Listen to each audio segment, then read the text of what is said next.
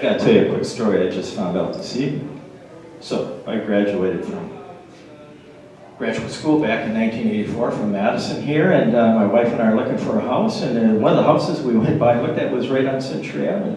Well, we didn't end up buying that house, but it turns out our speaker this evening, Mark Faultersack, he ended up buying that house a couple years later. And I tell you, I would probably buy it now because he's done a great renovation job.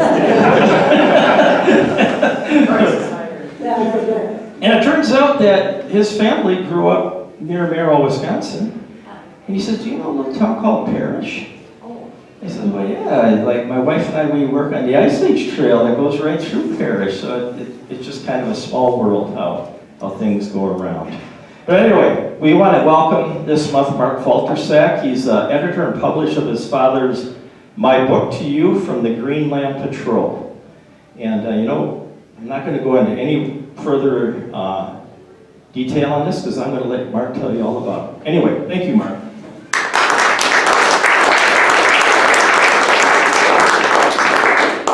Thanks, Rich. Appreciate that very much. Can you all hear me okay?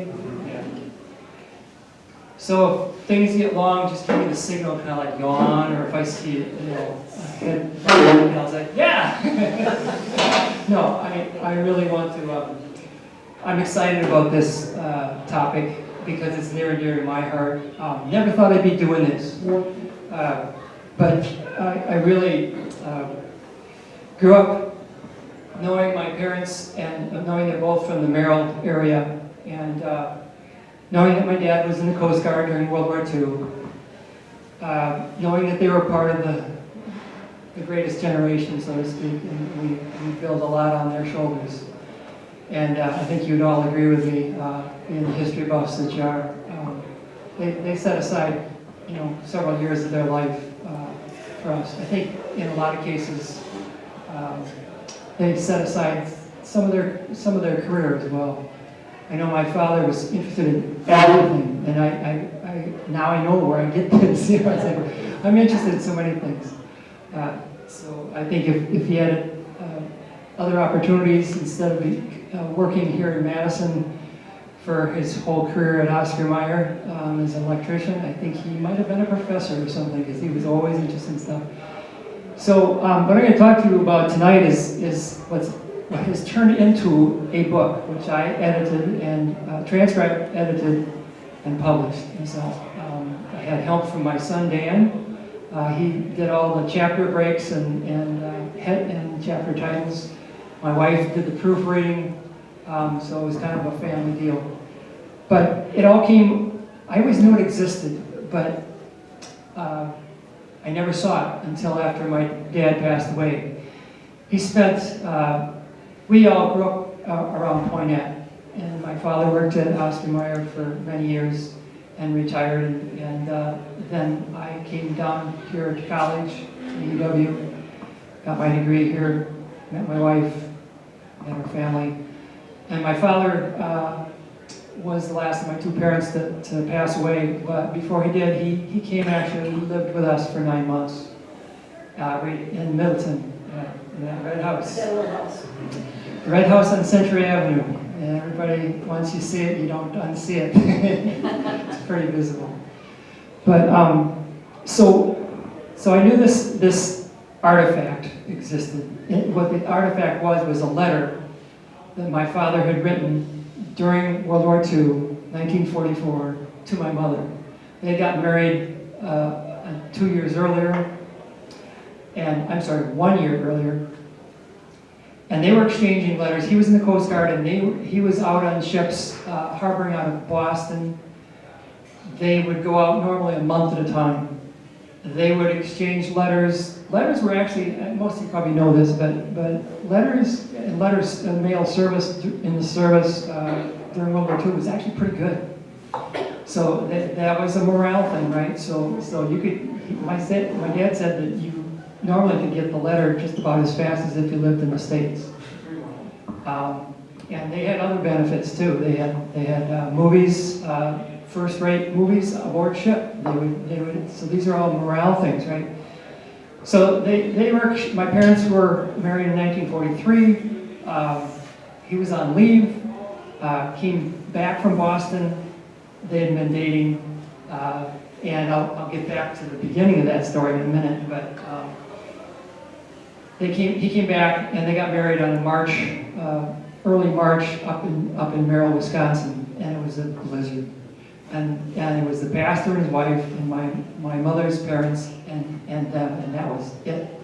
And they had a few days, and then he had to be back in Boston for the next tour of duty.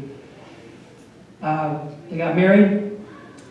He promptly got the measles, and they didn't have much of a honeymoon. And he was back on the train back to Boston, out in the North Atlantic, up by Greenland, Iceland, etc. So they were exchanging letters, but those letters, how many of you know how they censored letters back in World War II? Snip, snip, actually razor blades, right? They literally cut it, they didn't black it out, they cut it out. So you'd have a letter with holes in it. So he wanted something in addition to that, that he could give to her, an account, and also, really, it's an account of life in a ship in the North Atlantic, and in the middle of the war, and also the weather, and it's kind of half love letter, half World War II journal. So I knew this existed. The way it existed was he was aboard ship, and he was the radio man for the ship. He was the Morse code guy. So, and he found a discarded roll of sonar paper from that ship, the USS Evergreen. And little known fact, I say USS Evergreen. Some people might correct me and say, no, it's US Coast Guard cutter Evergreen, but not during World War II. It was part of the Navy, and so it was the USS Evergreen.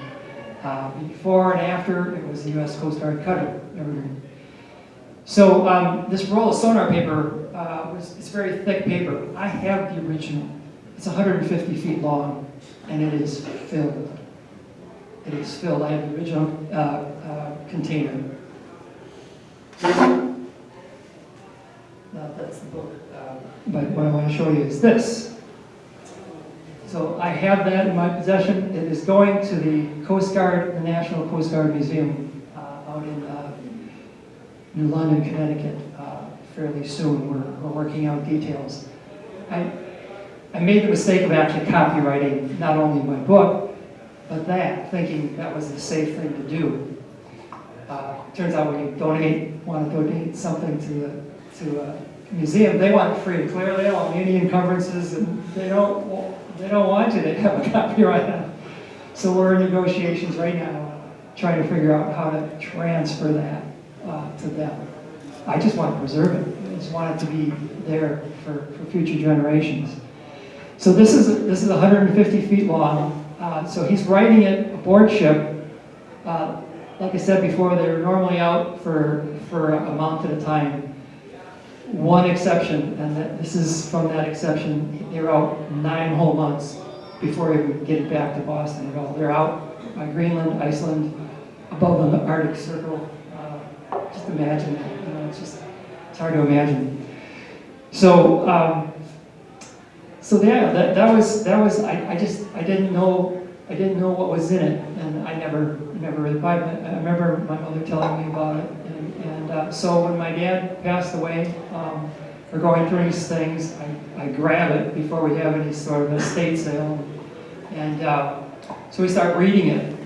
And I would have it here for you, except for, I just would hate to ever have anything happen to it. But it is so neat to look at because it's real thick paper, and he's writing it, most of it, with a ballpoint pen. It looks like he did it yesterday. It's in this, its original container, and really good shape. So we start reading it, and we start coughing and sneezing, and we don't know what's going on. Turns out it's got mold, invisible mold. There's no visible mold on it, but it's just, our eyes are watering. So we got to do something about that. And so I contact a preservationist from Milwaukee. I have his name somewhere, but this was quite a few years ago. My dad passed away in 2002. He didn't do the book till later. But we're reading it, and so I get this preservationist think there's only like 3 of them in Wisconsin, at least at that time. And he's over by Milwaukee, and he told me over the phone how to preserve it, how to get rid of that mold without ruining the document. So I'm running it through an alcohol bath, you know, just to get it cleared up. And so, yeah, that worked really well. So that's just a note for anybody that has something that really smells bad. You know, you can do something about it. So,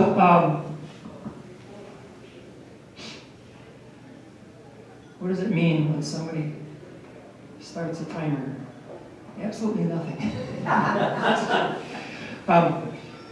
I do have a stopwatch going, so I know where I'm at. So there's so many things I can tell you about this, but so we decide, you know, how can we preserve this? If it goes into, and I talked to the Veterans Museum here in town, and I ended up doing a presentation like this to them Veterans Day 2 years ago now. But I wasn't sure, you know, frankly, most museums, it's going to go back on the shelf soon. I have the possibility that it might be displayed at the Coast Guard archives, and so that's what I'm hoping. But at least it'll be preserved. So I'm going to actually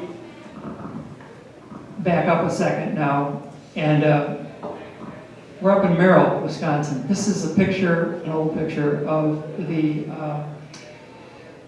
theater there at the time in 1941. It's 1941.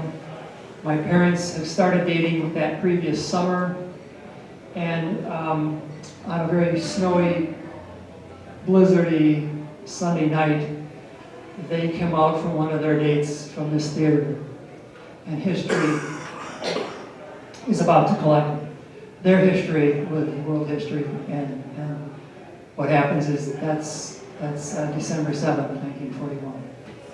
So they come out and they just hear it just out of the theater. I know this because he told me. It's not in any letter, but that's why they found out about Pearl Harbor. So everything changes, and of course back then every young man that was able at all, and a few that weren't, started finding ways to get into the service, as opposed to when I was growing up, and everybody was trying to find ways to not get into the service. So that was going on, and so their romance was kind of more long distance. He went, and like I mentioned before, some people trying to get in maybe weren't going to get in. He was one of those. He had a heart murmur, and he didn't know it until he went to go into the Army. They rejected him. He went to go into the Navy, and they said, "You have a heart murmur." And he went to the Coast Guard. This is over a year or so. In the meantime, he's down by Chicago working, and they're corresponding. She's up in Merrill, Wisconsin. He's down in the Chicago area, and they're writing letters. We have some of those letters. So I will. This book, it's not only this 150-foot long roll of war journal love letter. We have some of the original letters that my mother wrote to my father, and that's also in the book as a very large appendix. And there's also a couple after the fact biographies that my dad wrote later in life, and helps tie it all together. So it's really almost like an anthology. And it's a snap picture of national history, but it's a snap picture of family history and from various different parts. And so I forget whether, I don't think I mentioned, this is Daniel, my son, one of my 3 sons. And so we got, in some ways, you got 3 generations here, my father and myself and my son. So they're corresponding, Chicago up to Merrill, and this is summer of 1941, and then Pearl Harbor happens. So they keep corresponding, and he's taking different jobs while he's trying to get into and he goes to the Coast Guard, and they accept him. Don't know if they saw or heard the heart murmur or whether they ignored it. To this day, we don't know. But he was very interested in it. He served on a ship, not the ship that we'll be talking about today, what's in the book, but he served initially on, just as a regular sea hand sailor, on a ship, and it was a converted yacht. It's called the Sea Cloud, and it was 300 feet long. It was ironically made in Kiel, Germany, and it was owned by, I think her name was Meriwether Post, from the Post cereal heiress, and she married E.F. Hutton, believe it or not. And during the war, they donated that ship, loaned that ship for $1 to the Coast Guard. And so he was on that ship. That same ship, actually, now you can do Mediterranean tours on that ship for a very high price. But then he decided to when he got a certain amount of time in with that ship, he decided to go back and become a radio man, be qualified. And so he went to a radio school, and he talks about that in the World War II journal that we have published. So there's two parallel things going on: their courtship and World War II. And so he goes into the service. He gets in, and this is August 26, 1942. This is a picture of a sketch that is done. We have the original. He saved everything. This is great. We have this original framed in our house. This is a sketch by the Buddies Club, otherwise known now, I think now as the USO. A picture, cups of coffee, sketch artist there, donuts, and girls talking to, just making conversation with sailors who are about to ship out. And it's 1942, and things are rough, and ships are getting sunk, especially ships in the North Atlantic. The German U-boats, you probably have all read books like I have, just the horrible things that happened, and how many ships, and even a lot of merchant marine ships were being sunk. So the fact that I'm speaking to you today is probably partly due to the fact that from the Sea Cloud, he went to radio school. And for, I forget now how many months, 2 or 3 months, might very well mean why I'm here, not here, because during that time, a lot of ships were being sunk in the North Atlantic. By the time he got onto the second ship, the USS Evergreen, my understanding is that the U.S., the Allies, had broken the German code, and they understood more where the U-boats were and where they weren't, and the sink rate was much less. So anyway, this snapshot in time, I decided that's going on the cover of the book. Eleanor Rosner, I looked to try to find out who, any history on her, not found a thing. But it's a really neat sketch, and so the frame, it's all kind of torn at the top, and pretty neat thing. This is actually a sketch also, but it's done, this is of my mother, and done by her sister during the same time period, and at some point at one of the letters that she sent my dad, they're newly married, he's at sea, she sends him this sketch. So that's also in the book. This is a picture of my father during one of the leaves in Boston. And that's a picture of my mom. Also there, by this point, she's come from Merrill. For a while she stayed in Merrill when he went back, but then she went and they found an apartment, a brownstone apartment in Boston, not too far, like about 3 miles from the harbor where he's coming out of, and they have a brownstone. In the materials, the memoirs, and just the odds and ends of things from my parents, I found the address. And I'll talk about that a little bit later. But it's pretty neat what happened by knowing the address where they actually lived. It's really near, if anybody, one of you knows where Fenway Park is in Boston, it's real close. It's real close. So, like I said, my dad seemed like he saved everything. So this is his original dog tag, which we have, and his ID. And this is the USS Evergreen. Not a huge ship. There were smaller ones, ones that were really meant for the Great Lakes. This was a little bit bigger than those, but not huge. And at one point during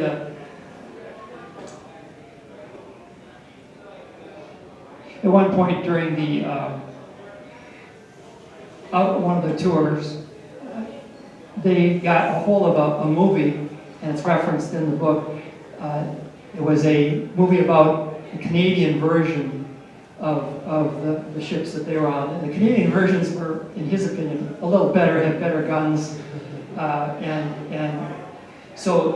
they watched this. They were watching a movie made in Hollywood about Canadian ships, and they're trying to reproduce how much crashing around in the waves that they're doing. And he said that the film was nothing. and which reminds me, I have to tell you this story. In one of the excerpts in the book, he's talking about just the ship pitching around. It's an icebreaker, which means it has. You think of icebreakers, it's going to be really narrow, right? And it cuts. No, icebreakers go up on top of the ice and crush it, as they go. So they tend to be a little bit more rounded on the bottom. What does that do for seasickness? It makes it worse because you're pitching. You're not as stable. And so he and I have some pictures coming up here that this is one of them, but this is actually a file for him. It's pictures that he took.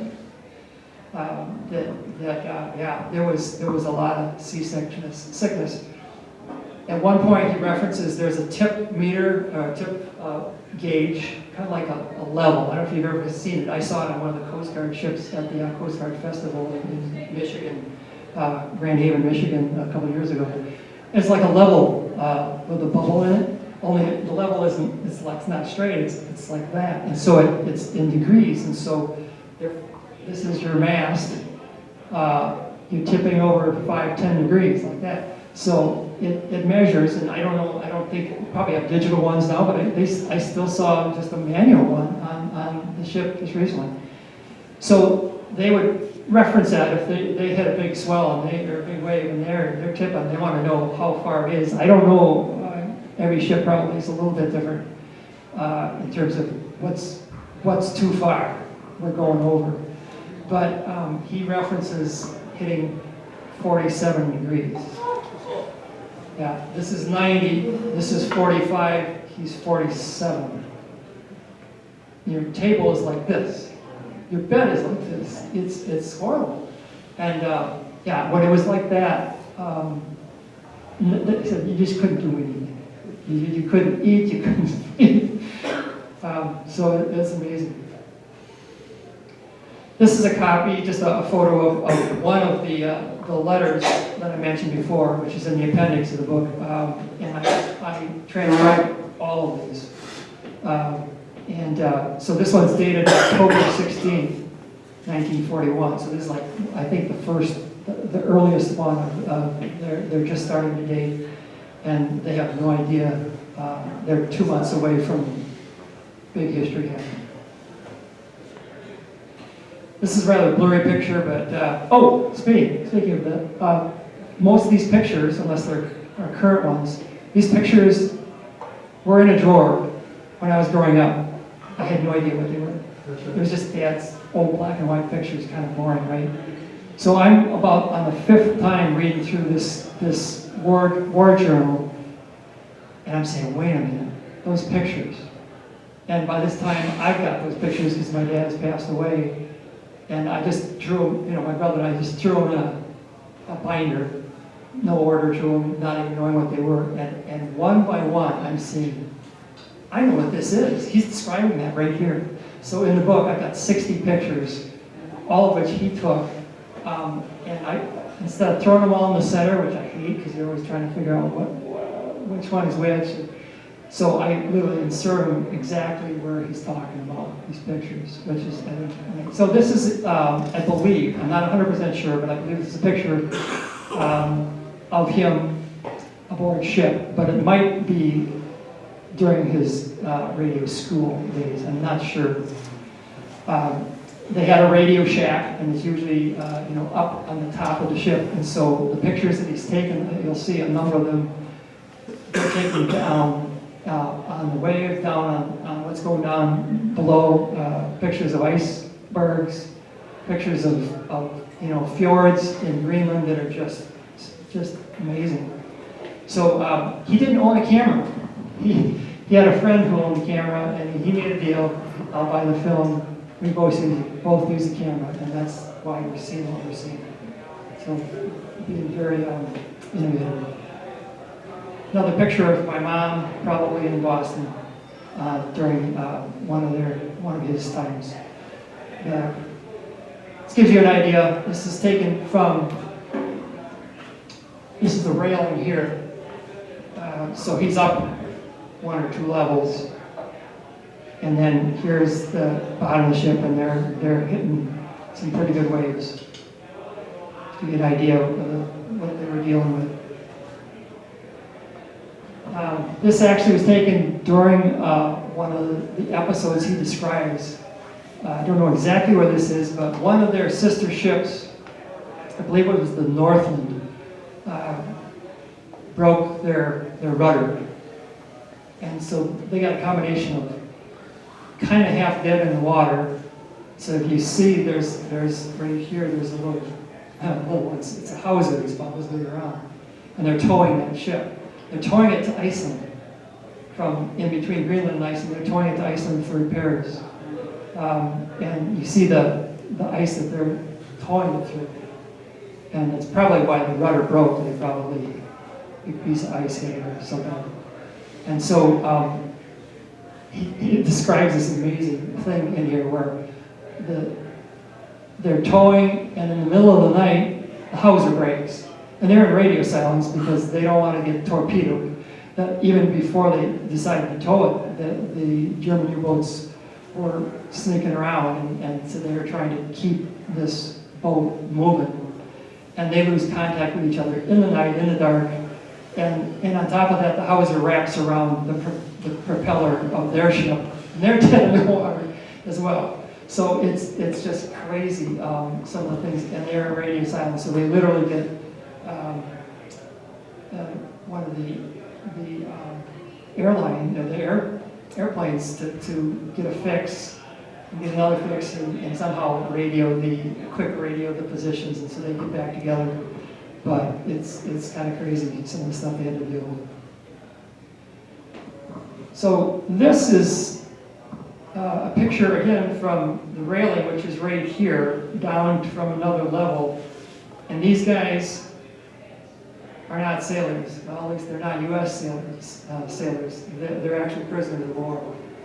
And so they, at times, were given prisoners of war. At times, they would take them in these fjords of Greenland. Got to explain why that's the case. And there's many good books out there on the situation in Greenland. But at the beginning of the war, even before the beginning of the war, the Germans were on the east coast of Greenland, would go into uncharted, a lot of these fjords weren't even charted, so they don't even know whether there's rocks in the middle of them, and they found out sometimes there were.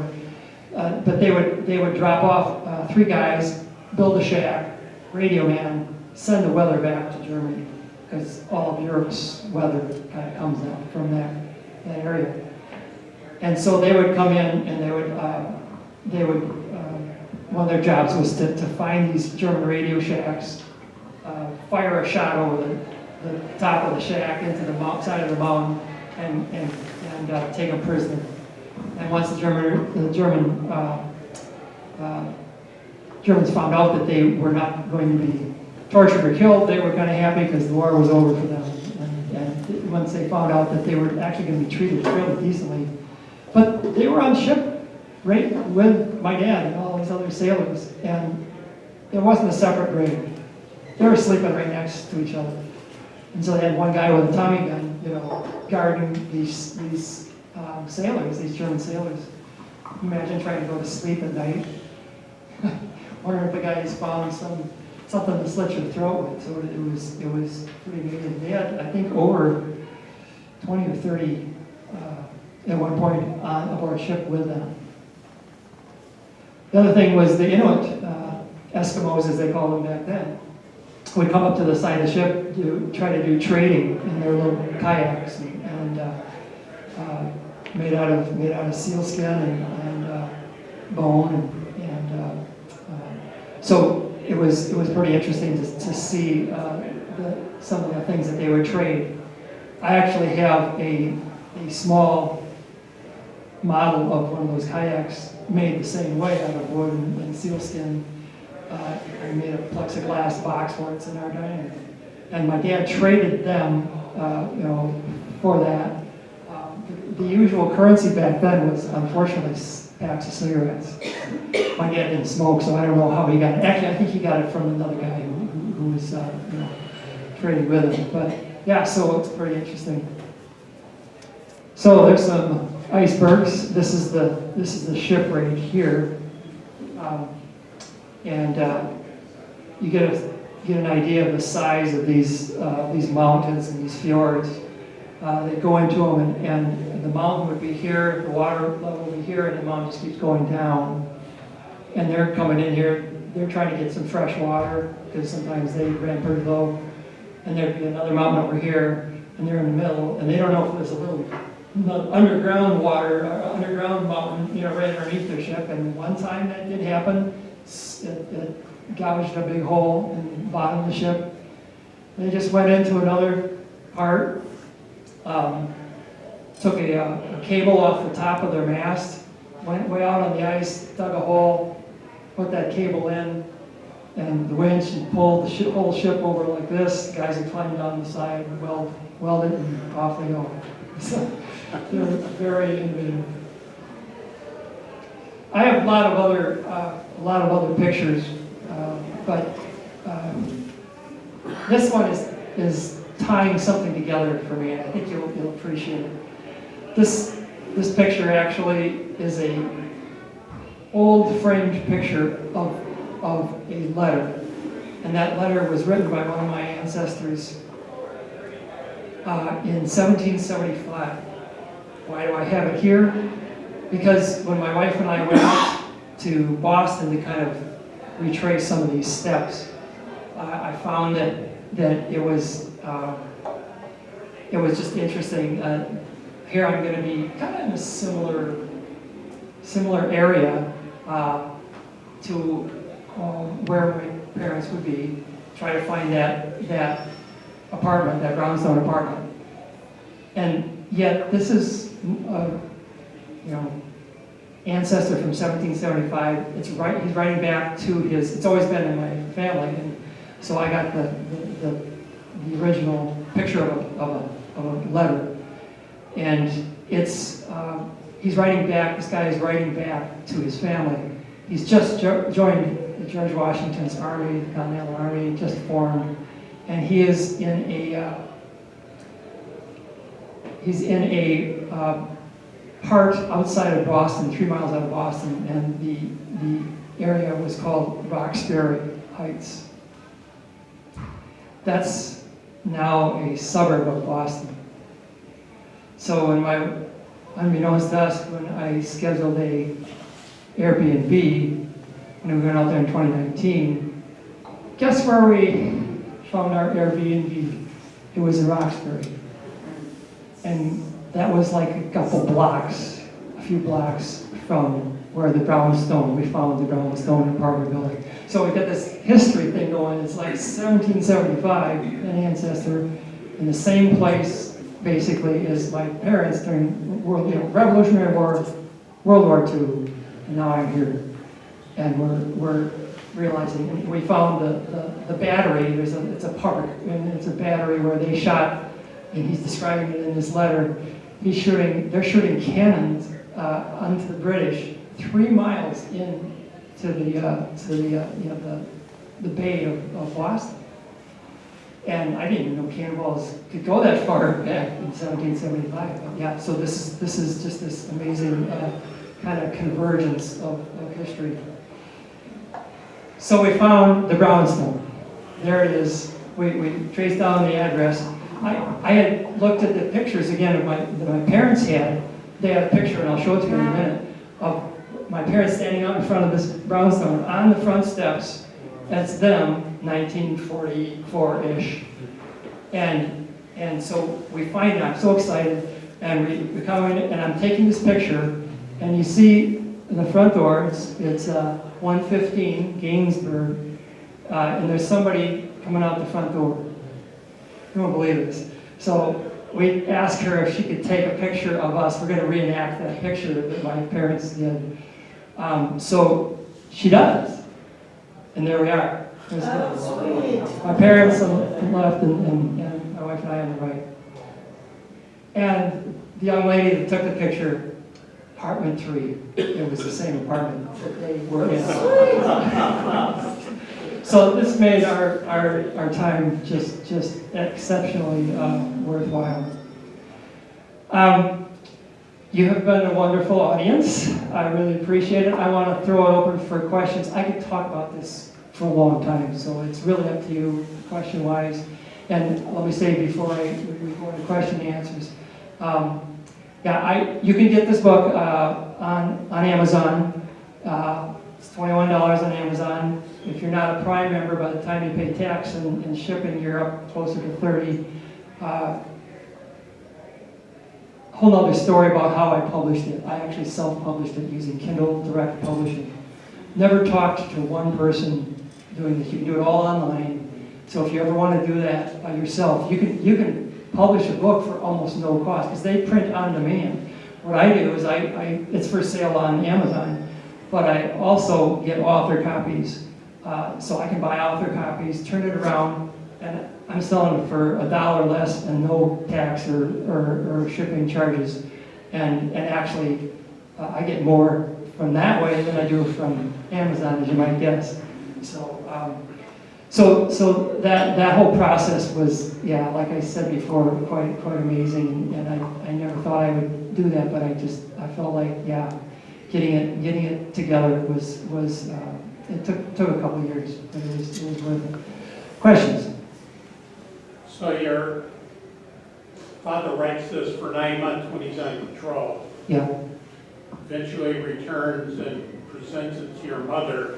What's the family story of your mother's reaction being presented with 150 feet of paper? I don't know. She never described to me, and I know I should have asked her earlier, but I didn't understand until I saw it myself and read it how amazing it was. So I imagine her expression was pretty shocked, and he kept it technically, and the Coast Guard people. And I've talked to the Coast Guard historian for the Atlantic region. And he said, technically, you weren't supposed to do that. You weren't supposed to write about what's going on in case your ship got sunk or captured. People might be able to get something. But the captain winked at it. He knew what he was doing. Remember, some other guys that were there. My dad was a little bit older. He was like 21, and most of the guys in the boat were more like 18, 19. So others tried to copy him a little bit, but then they kind of just sputtered out. He was very thorough. What I don't understand is how he could be so thorough. What did he write it on when he was, pitching around? There's a couple times when you can see the writing's getting pretty jagged. Can't talk, can't write tonight, we're breaking ice, that kind of thing. So I can't really answer your question, I guess, but I'm sure she treasured it and they saved it. Yes? What's the paper itself? I'm just curious, was it light sensitive? You said it was small paper? Yeah. I mean, it was not light sensitive. It was Would it be in a machine and run off then so that they could look for things, or? Yeah, it was a sounding, I think it was just a tick mark on the thing. I've never done the full research on how those particular ones work. But yeah, it was not, I think it was a pen that would hit it and it would ride up and down and you'd get, and then somebody got to read that and say, oh, that's a submarine or that's a whale. Sometimes those two did get confused, like we talked about that. But yeah, so it's but it was, I think the orange color, most of it was this orange color. I think it was for low light. It was kind of a fluorescent. I think it was a fluorescent. I think the name on the cartridge, the container, said fluorescent. So somehow with certain light combination, it was probably, they didn't have to be real bright to look at it. So, and it was, you had a question? Did they have a lot of guns on his boat? Were they firing or were they just searching and sending information because he was a radio person? They did fire them, and they did have Marines aboard, or soldiers aboard, and they would have boarding parties, and they would sneak up and at night and come into a fjord where they knew but there's only like 3 guys there, right? And 2 radio guys and a sailor or something, and so they would typically, there are pictures of these shacks in the book, I don't have them here, that they would fire a 3-inch, that's the biggest one they had. They would just shoot over the top of the shack and they'd come out, that was the end of it.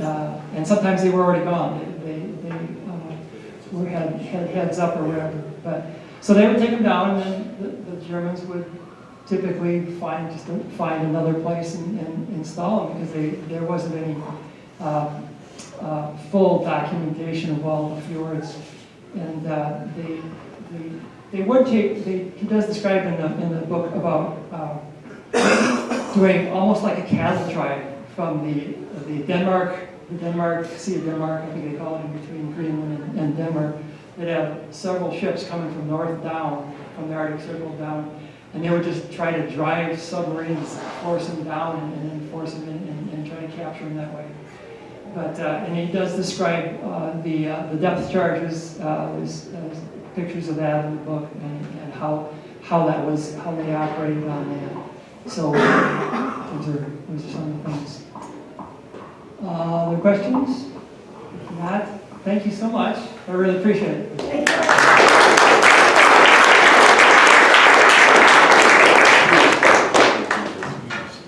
So I'll be back over there with Dan, my son, and we'd be happy to sign a copy for you, $20 scans or Venmo.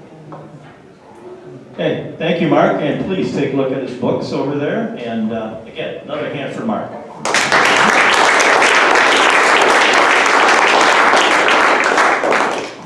Okay, so we're on summer break now, and I think I said before, you can take a look for some information on our upcoming season. Probably take a look at email sometime around the middle of August, that time frame, and we should have some speakers established for our fall schedule.